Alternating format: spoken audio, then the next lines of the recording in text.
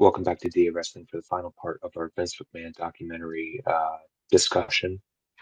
Uh, just like the other two, this one's going to contain some sensitive topics. Uh, if you feel uncomfortable at any point, feel free to turn this off, come back, check out the weekly stuff that's a bit more lighthearted. Um, and, if you're struggling out there, you know, reach out. There's help out there. That being said, bringing my man in, Andrew, let's finish this off, man. This is part three. Welcome, Doug, of our three-part series of our documentary recap of the Vince McMahon documentary on Netflix here. This is basically our thoughts, things that went on during that time. And it goes off with the last two episodes of being 5 and 6, being the family business, which just talks mostly about Shane McMahon, Stephanie McMahon, Linda McMahon, all in the business of I believe that also covers the sale of WCW as and well. it covers the sale of WCW as well. He's absolutely right. And number 6, the final. Talks about more about the current lawsuit, sort of. Um, Basically, how people feel about things, how people feel about Vince McMahon, and our final thoughts on the whole thing in general. Uh, that being said, that's enough of pitter patter. Let's get at her.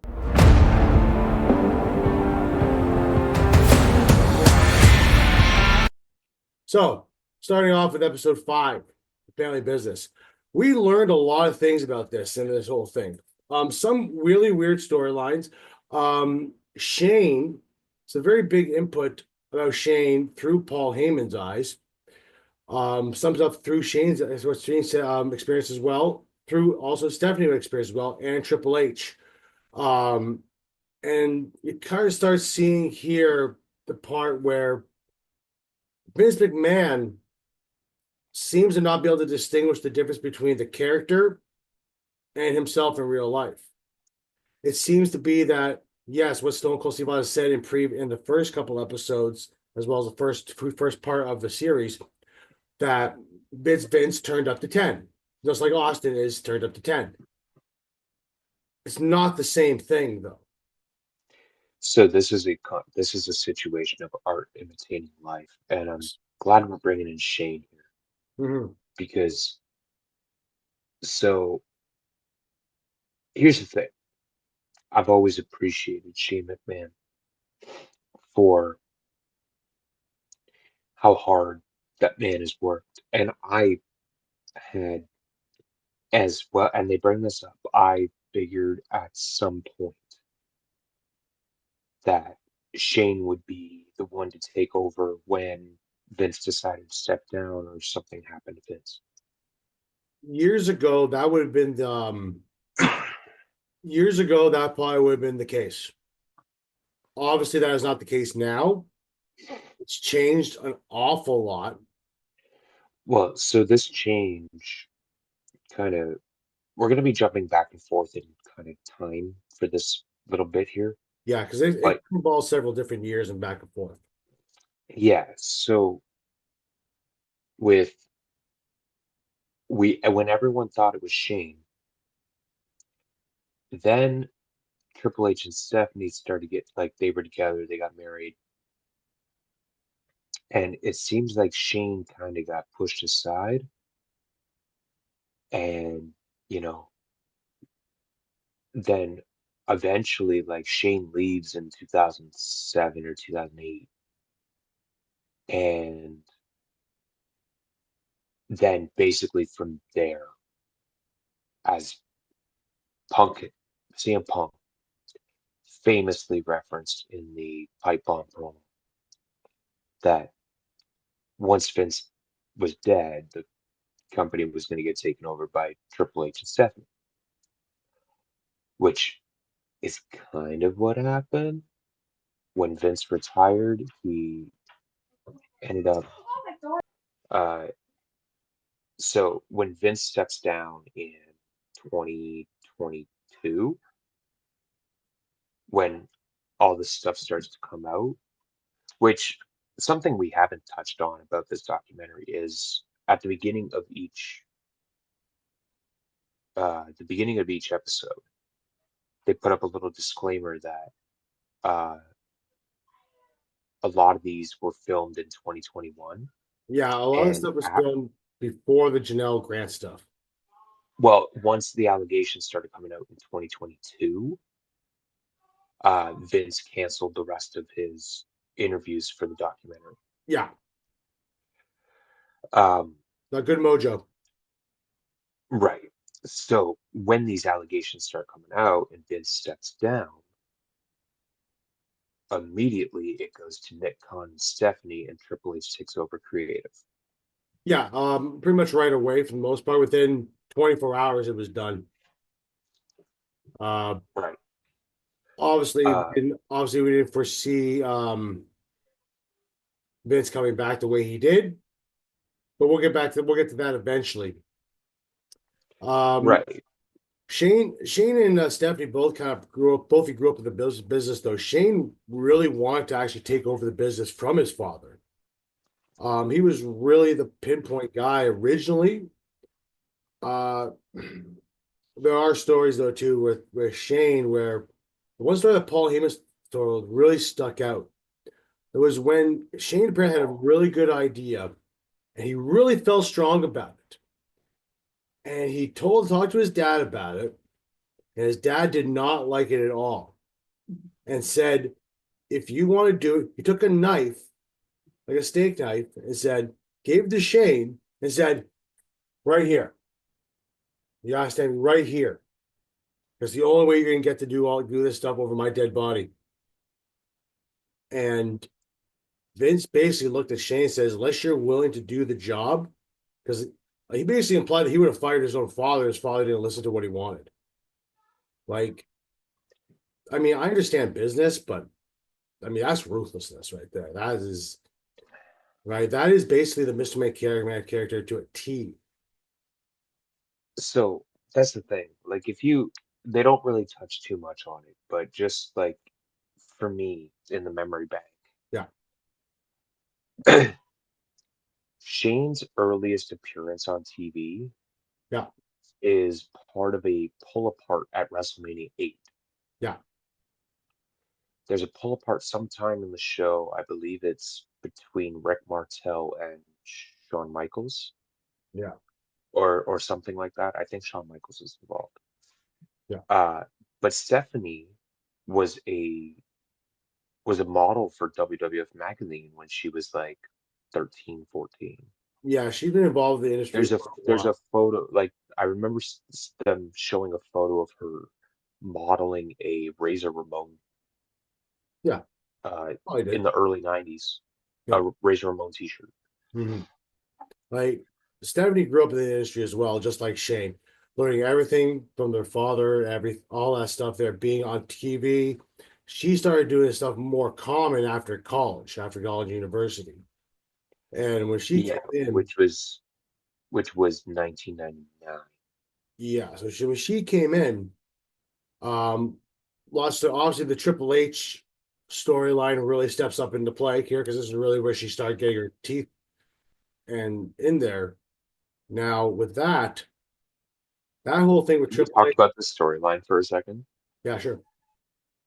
Because they bring this up. Yeah, it Um, was actually brought up in because it's how Triple H and her met, really. Triple H brings up this storyline, Yeah, uh, where they didn't have a payoff to this Stephanie and Test way. yeah. Now, for those of you that have paid attention for a while, weddings and WWE or pro wrestling in general never go according to plan. Except for Randy We've seen Macho Man every Savage and Miss Elizabeth or SummerSlam. That was the only one. Not really, because you get to the reception and then Jake Roberts attacks Savage. Well, the actual wedding part went through the whole hitch. The ceremony went fine, but Yeah, yeah, most ceremonies in WWE uh, turn to crap. we've had everything from we've had everything from let's see, heart attacks from Teddy Long. We had um, Al Wilson die on his honeymoon. We had Billy and Uh, Chuck confess they weren't that way. Yeah, we've had, oh yeah, 3-minute warning attack. Yeah, Kane's ruined a couple weddings. yeah. Kane was Triple involved in the H, wedding. Kane was involved in a wedding that got interrupted by Matt Hardy, to which he chokeslammed him straight to hell, Yeah, and then forced Mary to Lita to marry him. yeah, That's a storyline we got to get into at some point because yeah, there's a whole lot of bullocks in that one. yeah. There's like a ton. But this Stephanie and Test one, there's part of it where there's some sort of argument backstage, and British Bulldog whips a trash can and smokes Stephanie in the face. mm, And then she has amnesia. yeah. This is the part of the story that no one ever talks about. Everyone talks about the Triple H part, Well, that's because the which part. by the way, which by the way, how I mean I get it was 1999, but how fucked up is it that considering the guy in charge is her father, signs off on a story idea where his daughter gets drugged at her bachelorette party, and whoever runs this chapel in Vegas needs to be investigated immediately. Yeah. Well, same time too. This is the same man that apparently signed off on an idea that well almost went through with it was he was the one that impregnated Stephanie. Yeah, Like, let's see where this is going here, right? Like, I've also heard a story. blatantly incest with his own daughter. The one part that like she never wanted, like he kind of put like Vince McMahon kind of pushed Triple H to his daughter too. That's kind of how like how they really got close to it. Yeah, yeah, they Shane never didn't liked bring it. that Shane had up. a problem with Triple H because he was a But wrestler. is it crazy or not that they didn't bring up the fact that Triple H was still with China at the time? Yeah, they never brought that up. No, no, I know they didn't bring it up no, they never because brought it up. I But mean, this is also coming from a let's not let the facts get in the way of a good story, right? no, but yeah, but at the same time too, Vince McMahon had a street fight match with his daughter a couple days before their It wedding. was an I Quit match, I yeah. agree match with with his daughter before their wedding, and they say part of his punishment was because Stephanie said no to having WWE broadcasted live, okay, on pay-per-view. So there was Stephanie's McMahon's actually wedding to story, Triple there H. was a story purpose. Hold on. No, but I that understand. it was even mentioned was even like even Stephanie was like, I did not want that to happen at all. Even No, was pissed so about that. like I understand what you're saying, and it came Yeah, across like that in a documentary. yeah, But if you actually go back and because I was religiously watching SmackDown in yeah, 2003, because this happened at No Mercy 2003. It's a yeah. really good show, actually. Hmm. Um, this actually had storyline implications Hmm. where it was like Stephanie had had it with Sable. Uh, Vince kept getting in the way of Stephanie running SmackDown because Stephanie was GM at the time. So, Well, don't forget too, Sable was brought back after she sued WWE, right? yeah, yeah, exactly. Which But for alleged affairs, but then goes on TV with Vince McMahon and does all the same crap I that she was apparently suing them for. I know Like, this is messed up. This is like all of a sudden he's wrestlers are weird, man. well, it's not even that. Like Vince McMahon is doing these things, but he's claimed the entire time is based on his character. Sometimes art does Good imitate defense. reality. That's a good defense. Art imitating life. It does. At one point too, we also mentioned too Triple H, the Katie Vick stuff, because they Vince McMahon asked Triple H to do that Katie Vick stuff. That was right after they mentioned Yeah. the interviewer asked Triple H. Um, if Vince ever pitched any weird stories to Triple H. Yeah. And this was right after they talked about the the next Stephanie idea. Yeah. And Triple H brings up Katie Vick. Yeah. Yes, absolutely. Right. And if you ever listen to uh, Bruce Pritchard's podcast, Yeah. one of the very early episodes is about Unforgiven 2002, which is the infamous match between Kane and Triple H. Yeah. Or yeah, it's Unforgiven 2002. Mhm. And yeah, this is like, I mean,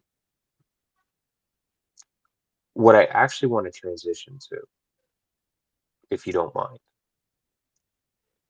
is they spend a good chunk of the fifth episode with Shane kind of explaining how he's always fought for his father's approval.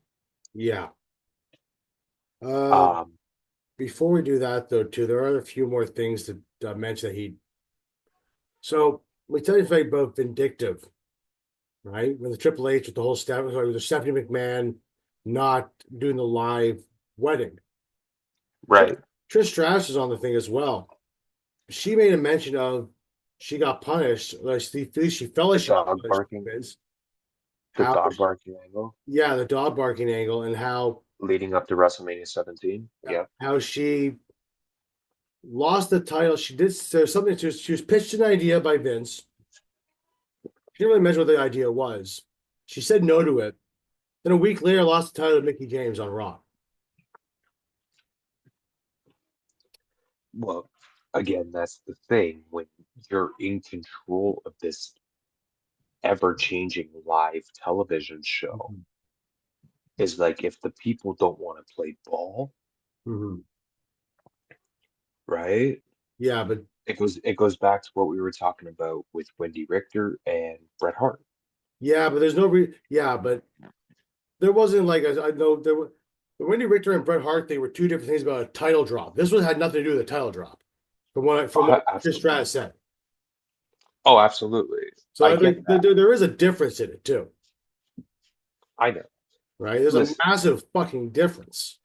I want to table this for a bit because it's kind of going to wrap up into my final thoughts on the whole thing. All So right. we'll come back to stuff like that, the vindictiveness and pettiness of Vince McMahon. Yeah. We should But we should also mention that during this time too, the Bob Costas interview that got oh physical, yeah, as well as the failure of the XFL. yeah, I know we were going to get into the XFL here, but Not much to talk yeah, about. He said they brought up the XFL as a brief thing. They said he tried to venture into it, start his own league after the NFL, lost millions on it. $36 million. Yeah. That So number will ever forever be ingrained in my head. yeah. So He lost $36 million doing one season of football. yeah. Tried to bring it back 20 years later. Yeah. Failed. It only failed because of the pandemic, and then he got into so much shit because of everything started coming out. Sold this portion to the sold it to the Rock, and the Rock kind of conjoined things with USFL. That's what it Yeah, was. Yeah. that's the current state of the XFL. Is So it's it kind of is it's it's a combined league with the USFL, yeah. which really, when you think about it, is just a feeder system for the bigger leagues, Well, it's kind of what the NFL, USFL was CFL. back in the '80s of the USFL. Anyway, the same thing there. So Guys like Steve Young and Reggie White all played in there, and then got their rights drafted to other players, to other teams in the just NFL. just to keep it in a wrestling scope, did you know Lex Luger played in the USFL?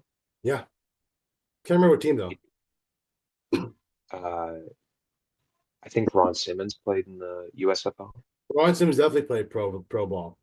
He also played for Yeah, the Tiger Cats, I think, at one point. I don't know if Ron Simmons played for the Tigers. I know Luger did. Luger played up in Canada. I think he played for the Eskimos People have. at some point. But anyway, let's get to the Shane McMahon part because we already covered Stephanie quite a lot there. So Shane always tried to get his father's love, much like very similar to what Vince did with his father, trying to Right. get his love of his father. Now Vince has gone on record saying he didn't get the love of his father till the day before he died. Shane was a lot more fortunate than that. Yeah, it's like so with, but like it didn't stop Shane from trying. They No, bring up his they bring up his street fight with Kurt Angle at the 2001 King of the Ring. yeah, The very infamous one where Shane gets dropped on his head multiple times because they used the wrong glass. yeah. Uh, and my goodness, it's still It's still it still vicious. makes it makes me cringe watching Shane get dropped on his head with that first belly to belly. Shane's lucky he didn't sustain a broken neck. No, I but know he had a I know he had a severe concussion out of that match. it was also one of those things too where he pushed for Kurt to do it more and more and Oh, more. I know because that was the big spot in the match. Yeah, Is he was gonna go through one side and then he was gonna go through the other and then they were gonna make their way back to the ring. yeah. But outside of those spots, no one really actually looks at this match No, very much. The whole match, I recommend anybody go watch it. it is a good match. If you like, if you don't mind just like an ultra violent street fight, dude, this is for you. Um, Shane mentioned a few things too. Shane, trying to get the love of his father too, also brought the idea of, and I didn't realize this too. I never, maybe I didn't pay attention, maybe I just missed I've it. heard this story. The UFC, right? Shane brought up to McMahon to Vince about buying the UFC. This was right before the Fertitas bought it. Isn't that hilarious how things have turned? I I think just Vince didn't understand it. I think that's what it was came down to. Vince didn't think it was a good investment. Boy, was that dumb because that's kind of ironic. So the way that I look at it is the Fertitas bought it for 2 million around there. When they sold in 2017, Yeah, it was $4 billion. yeah. That's with a B. Like, And even now, since that sale of 4 billion, when they merged and became TKO with WWE this earlier this year, yeah, they were valued at 11 billion. yeah. Um, but Shane really fought for his. He didn't really get the love of his father or pound his back from his dad till after he came back because Vince kind of forced him out in a sense. Forced Shane to leave. Shane went off, did his own things, and came back. He finally got the love of his father and a pound of back after his match with The Undertaker at Hell in a Cell at WrestleMania in Dallas. 32, yeah. Uh, Very proud of that match. and again, like I look at like the contrast, right? Hmm. You know, Vince was talking about how he didn't get the love from his old man. Yep. Shane was talking about how he didn't get the love from his old man. But you see that moment before he goes out at WrestleMania 32 that he has with his boys and them coming out with him. Uh, I mean that match is what it is. You're dealing with a post streak Undertaker, and they did what they could, right? I mean, obviously everyone remembers uh, Shane with the elbow drop off the. Yep. He's over 2 with that elbow drop, by the way, Yeah. because he tried it against Kevin Owens a couple years Yeah. later. Uh, And yeah, so but that kind of wraps up the whole thing on Shane. And I don't think we're gonna see Shane back ever again. no, where is Shane's going to AEW? Especially with the impending rumor. Yeah, especially the rumors of him joining AEW. Yeah. Uh, episode 6. Starts dark. A few missions that I never thought I really heard. I never thought I'd hear. This is the Benoit stuff. This is Chris Benoit. It's Chris Benoit stuff is a very serious thing. Um, Great wrestler. Unfortunately, there is now talk done by Christopher Nowinski. He used to be a wrestler for the WWE. Has come out during the documentary. They tested Chris's brain with his father's permission, and they're saying the reason why Chris went all cuckoo, we'll just use that term, and did what he did. I'm not going to mention what he did because I'm sure at this point in time now everyone Oh knows. no, no, no. We're not gonna shy away from this. No, no, but I'm sure everybody knows what he did. Okay. Right, but look, here's the thing. Okay. I get where you're coming from. Yeah. And if this is something you learned with the documentary, Yeah. that's cool. This has been knowledge for years. Well, just found When this they one. tested his, yeah. So basically, uh, and apologies for cutting you off, but Chris Nowinski said that Chris Benoit had CTE, Yes. which has been a huge problem in the NFL, hockey, Yeah. any Which, contact sport, really, and to be boxing. honest with you, when you think about it, it makes a lot of sense. Back in 2007, when it happened, uh, back in 2007 when it happened,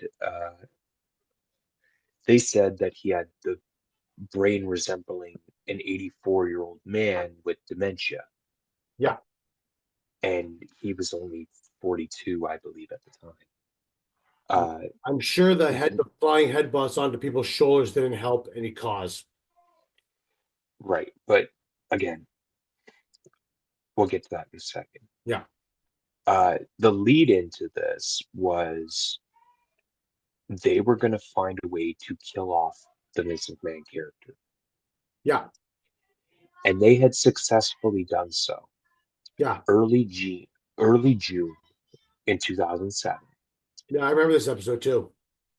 Yeah, early June 2007, they were doing a Vince McMahon Appreciation Night after them just relentlessly for like a whole year being pranked by DX. Yeah. Uh, and they did this Vince McMahon Appreciation Night, and Vince is just like, he broke. Yeah. And actually, this angle is the reason why Paul London got fired. Yeah. Apparently he was laughing or something at that time. Apparently he got He lunch. was smiling. Yeah. Yeah. Um, But anyways, Vince's limo blows up, yeah. and they had everybody convinced to the point that people were calling the cops. Like Oh yeah. I just witnessed him like a death on live television, Yeah. uh, and they were so good that Donald Trump Yeah. Even called him to make sure he was okay. called to make sure that Vince was fine. Yeah.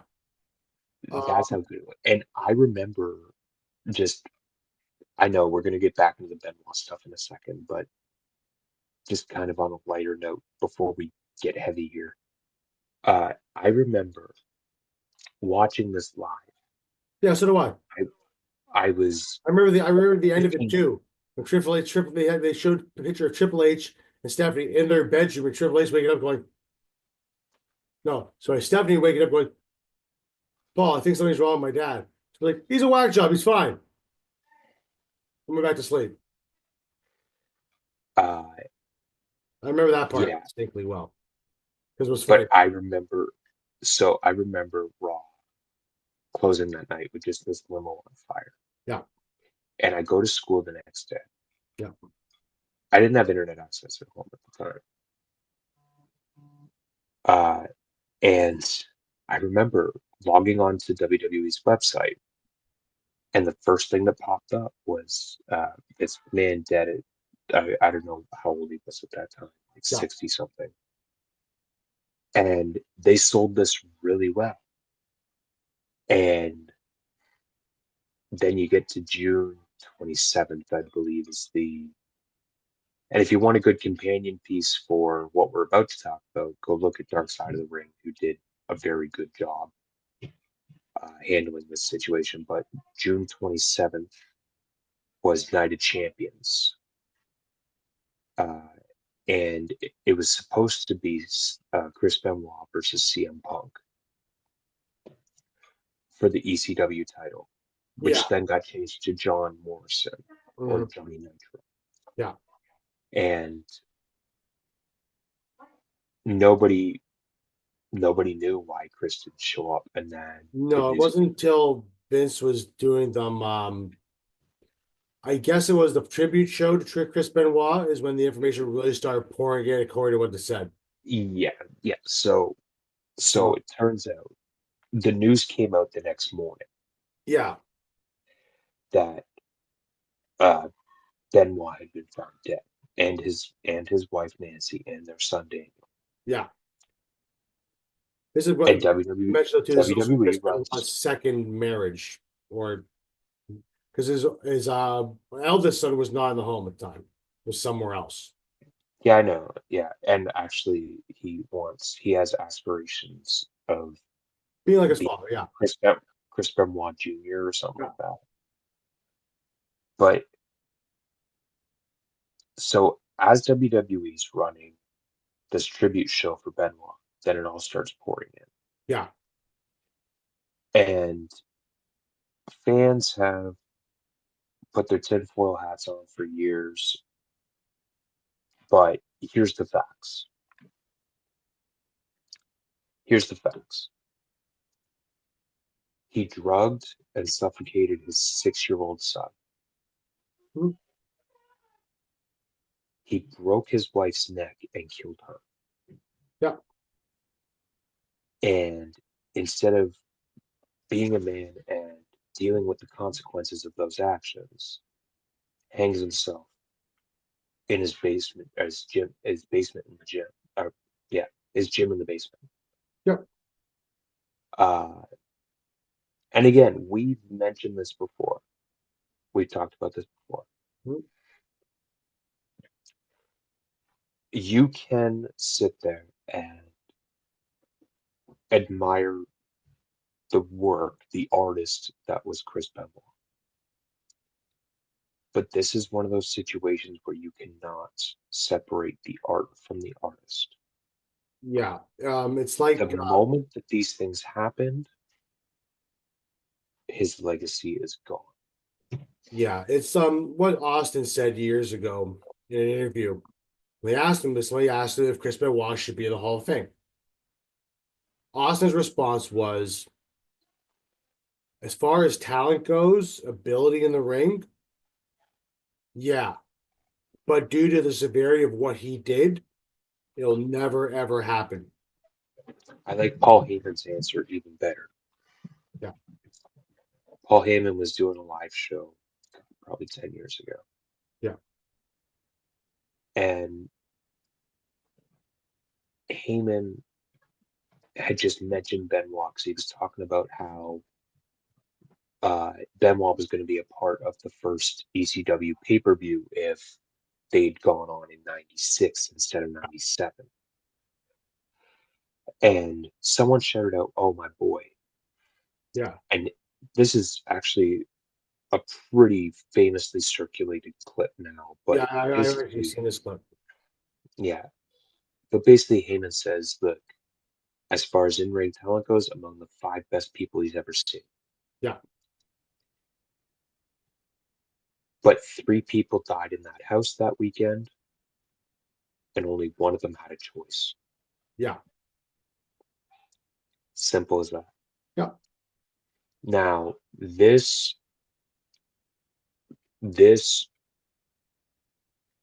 whole thing put WWE back under a microscope Oh yeah. that hadn't been seen since the steroid trial. Yeah. Now, because I remember there's lots of things were going on at that time. You had Jericho and Bret Hart, I believe, on CNN at one point. Oh, you had a Larry ton of King. wrestlers on. You had Yeah. a ton of wrestlers on Yeah. CNN, Fox News, every Everywhere. news outlet you can possibly fathom. It did.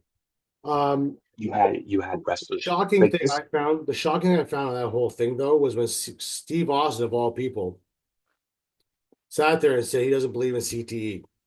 That's kind of, it's a And very, I think that was kind of taken out of it context. probably was, but it was said the way it's said is a little different. You can be So taking out of context all you want. The way how it was said, there's a lot of people out there who will debate that. It says that's crap. Junior Seau's family but will basically what debate he was that. saying, basically what he was saying was that uh, if you're suffering a bunch of concussions in wrestling, you're doing it wrong. Fair enough. He said that he had suffered one concussion in his entire career, which was also the time he broke his neck. Yeah, obviously followed by Owen Hart. Now, due to the whole But this whole thing with CTE and the chair shots, because Chris Nowinski ended up working with the WWE about this, and they banned headshots. Undertaker in the whole thing also said too he was very pissed off at the time, but once he saw the evidence and saw the how and why, he's got used to it. And to be honest, it didn't even occur to me there was no more headshots in the WWE until that was mentioned. Can't say the same about AEW though, but this is on WWE. well, so that's the thing. Like, I think, like, okay, so when we're recording this, this is Friday, October 4th. Yeah, Tomorrow night is Bad Blood. So yeah. hypothetically, you have that Hell in a Cell match, right? Mhm. If CM Punk just turns around, just blasts McIntyre in the face with a steel chair, everybody would lose their shit because so that's the thing. You're starting to see more and more of this Yeah, because of AEW, mind you.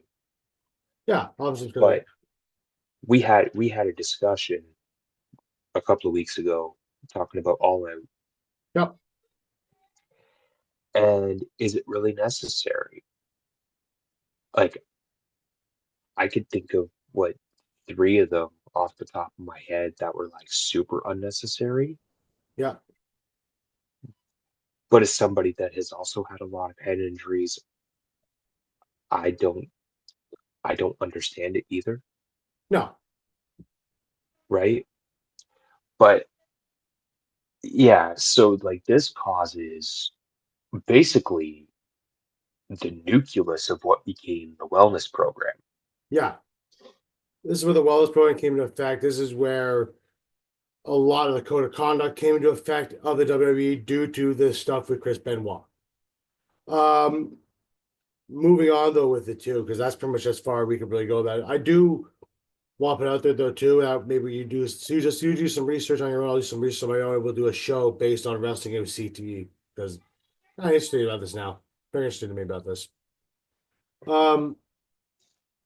Anyway, moving on to get to the final stuff here. This is all of a sudden too. You start seeing a lot more of lawsuits starting to slowly come up into play. Uh, Vince starts also the lawsuits started coming out in 2022.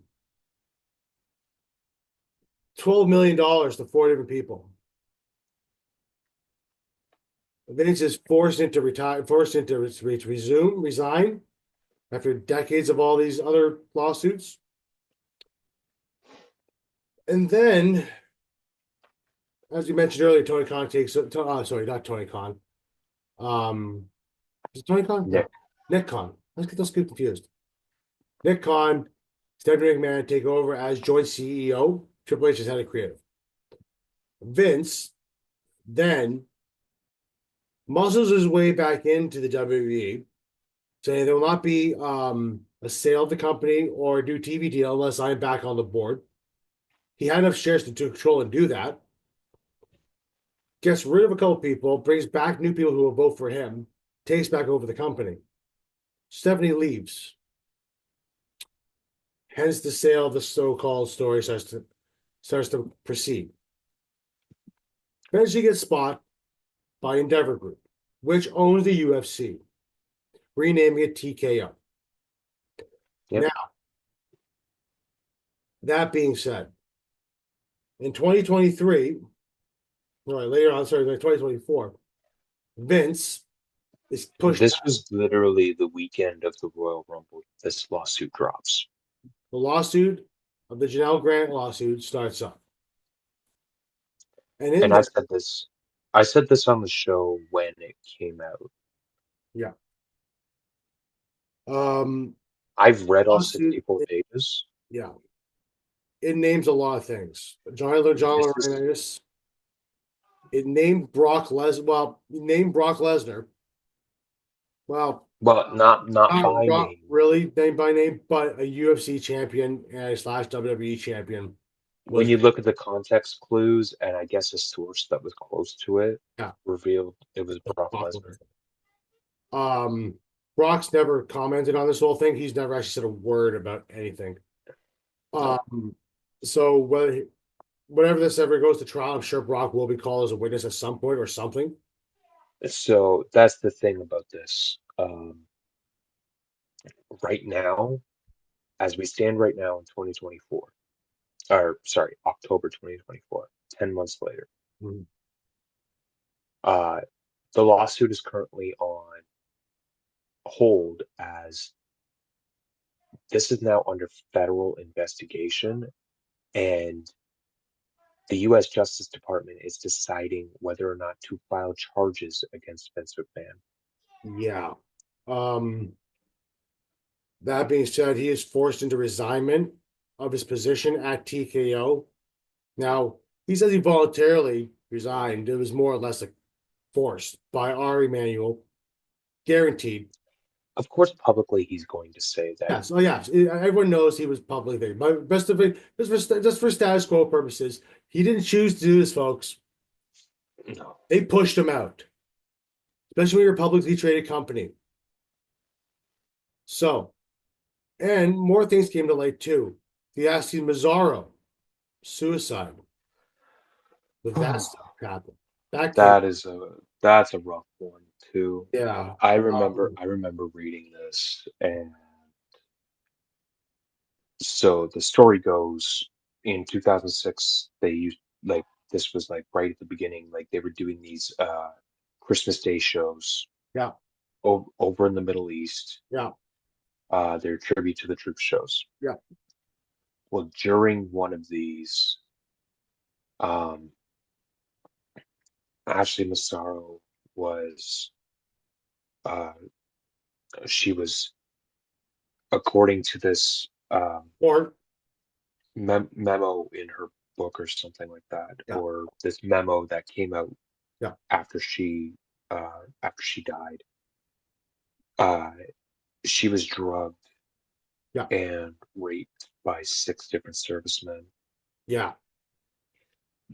and when she Went to WWE about it. They kind of ignored it.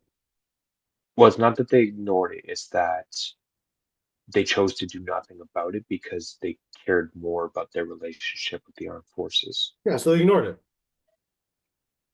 Swept it under the rug. It's literally ignored it. Yeah, same thing. Um, Which, yeah, which led to her eventually committing suicide and coming out of in here. 2023 or Yeah. 2022. We're not gonna get really done much in the Janelle Grant stuff though, too, because it's online. You can pretty It's much an ongoing on it's an ongoing ongoing thing. investigation. Um, that being said, that was pretty much the end of it. Vince, though, for the most part, for the mob Oh, wrestlers, hold on. There is one more part that I'd actually like to talk about. was that They bring back some people in January of 2024, they interviewed Bruce Pritchard again, Yes. Robert and Richard he Meltzer, Cena. Meltzer. They asked they had shown Bruce the first couple of episodes, I suppose, Yeah. and asked him what he thought, and he said it's a hit piece. Yeah. And Look, you can't really do a Vince McMahon documentary without having all that other crap involved. oh, trust me, I'm sure there's shit they left out. Oh, I'm sure there is too. I'm sure there's stuff that'll probably come up when Vince dies. Oh, probably. You know? We So, talked again. I mentioned this in the first episode. We talk about skeletons in the closet. yeah. Vince is probably a dude that has a whole fucking graveyard. Oh, probably more than likely.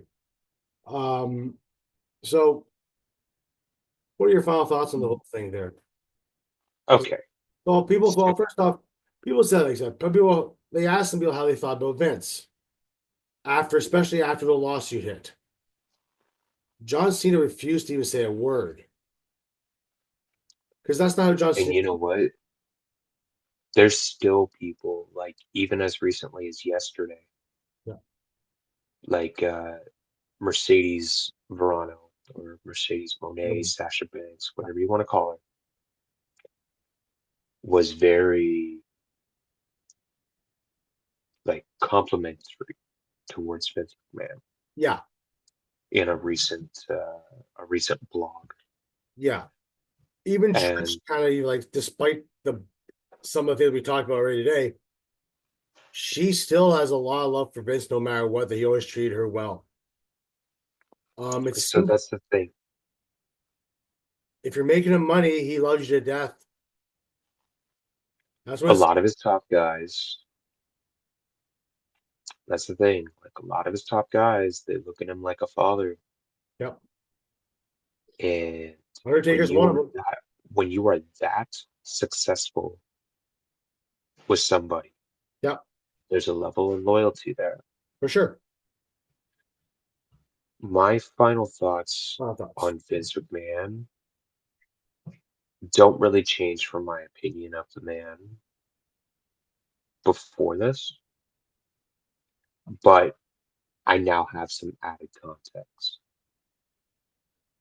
And when it boils down to it, I think that the abuse that he went through when he was like for the first 12 years of his life, he projected onto that. And the vindictiveness, the pettiness, like always wanting to one up. It was always a thirst for power because